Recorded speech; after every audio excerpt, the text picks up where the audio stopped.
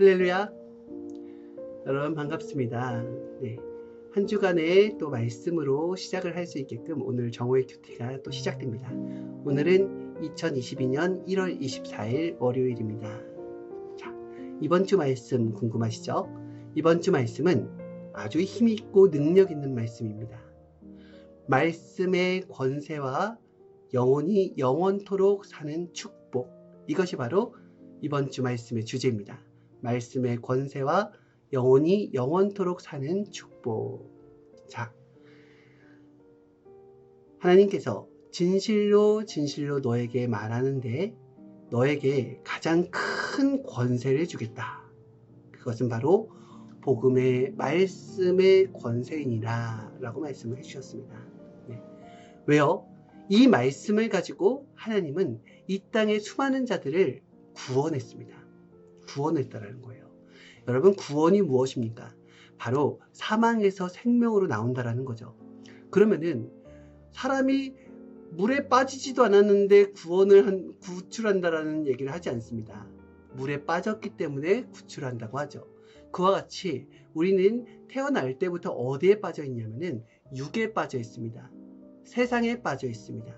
하나님은, 영이신 하나님은 이 땅을 보았을 때 바로 이 세상을 바로 그와 같이 표현을 한 것입니다.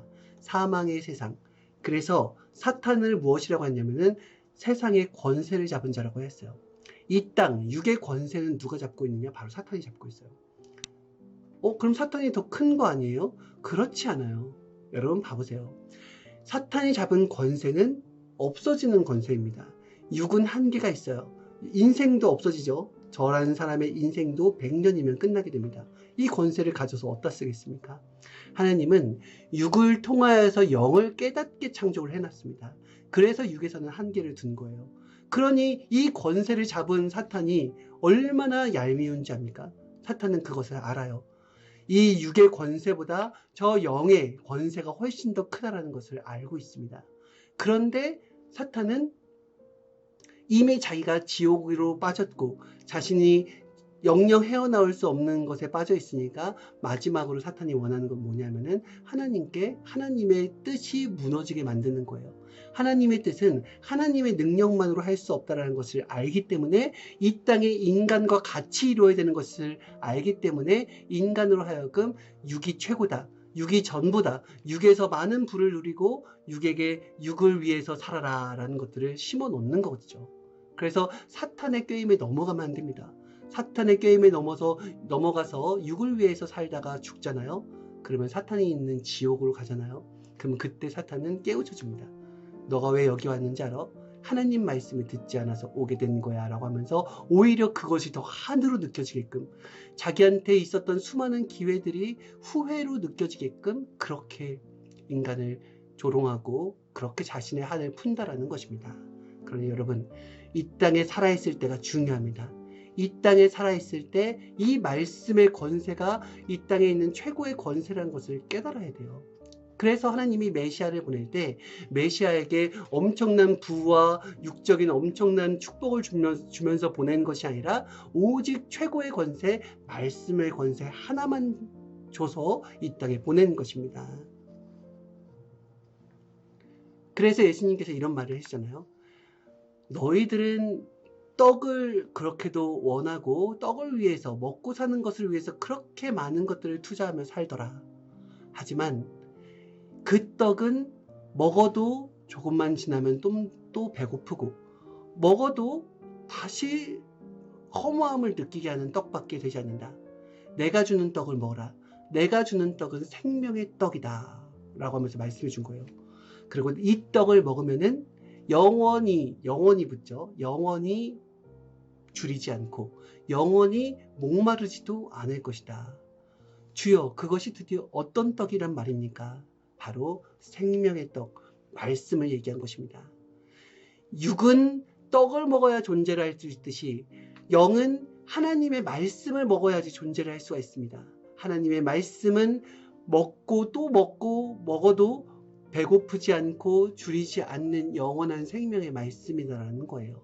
이거를 깨우쳐 줬는데 제자들이 자꾸 육의 떡으로만 생각하니까 너희들은 왜 내가 말한 것이 떡에 관함이 아님을 깨닫지 못하느냐, 아직도 모르겠느냐 하면서 호통을 친 적이 있죠.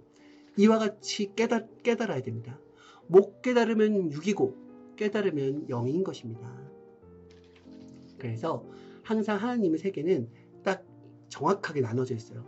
하나님은 빛이요, 세상은 어둠입니다. 하나님은 영이요, 세상은 육입니다. 하나님은 생명이요, 세상은 사망인 것입니다.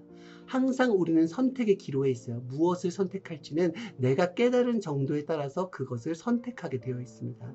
선택을 하게 되면은 거기에 대한 책임은, 선택에 대한 책임은 누구에게 있어요? 바로 인간에게 있다는 것입니다. 하나님은 인간의 육신이 살아있는 동안 계속해서 기회를 주고 있어요. 선택을 잘할 수 있게 기회를 하고 있습니다.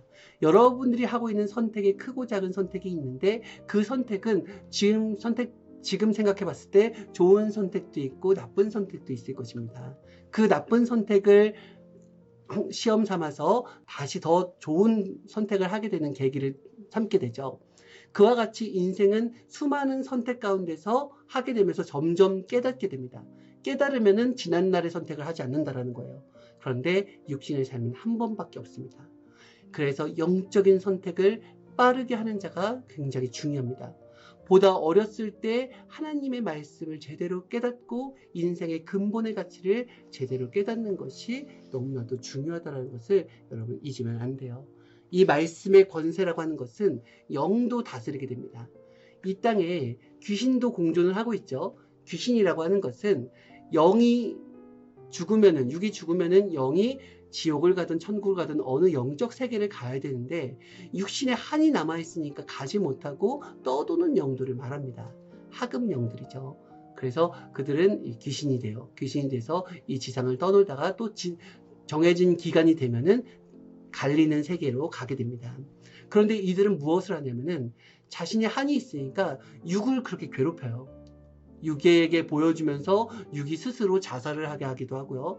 육이 스스로 나쁜 길을 가게 하기도 하고요. 또 때로는 자신의 영이 약할 때는 그 육을 쓰고서 그 사람을 괴롭히면서 수많은 병마를 통해서 고통을 주기도 합니다. 이런 귀신들을 쫓아내는 것도 어떤 권세예요? 바로 말씀의 권세예요. 말씀의 권세, 기도의 권세로 사탄과 귀신을 물리칠 수 있다는 것입니다.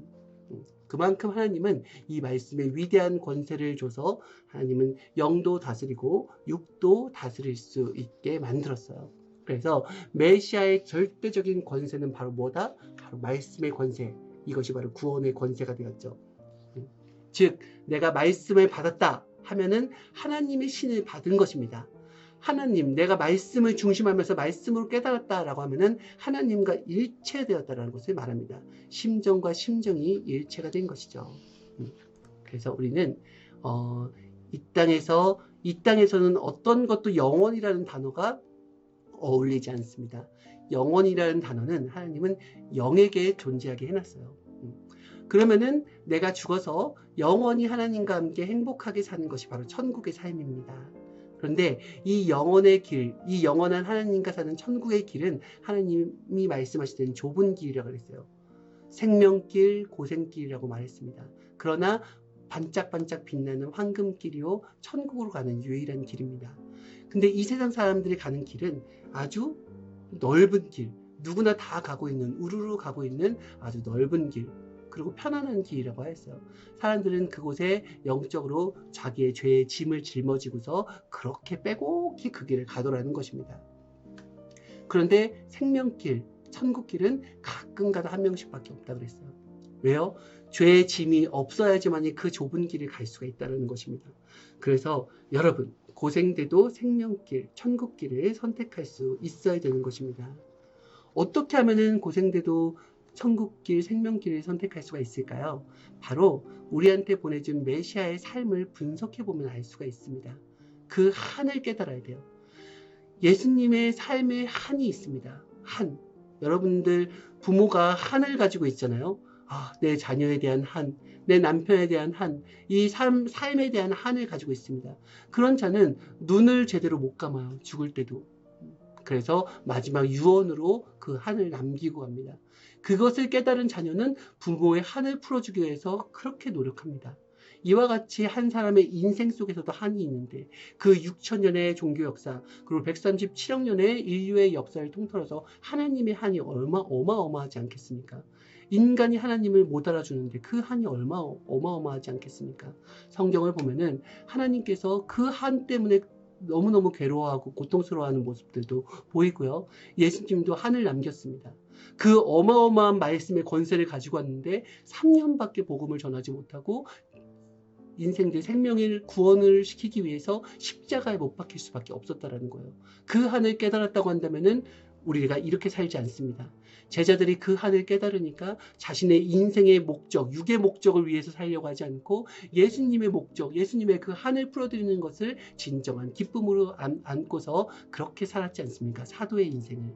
그와 같이 우리도 깨달아야 됩니다. 한을 깨닫는 거예요. 하나님의 한, 예수님의 한. 바로 기도를 통해서 깨달을 수가 있습니다.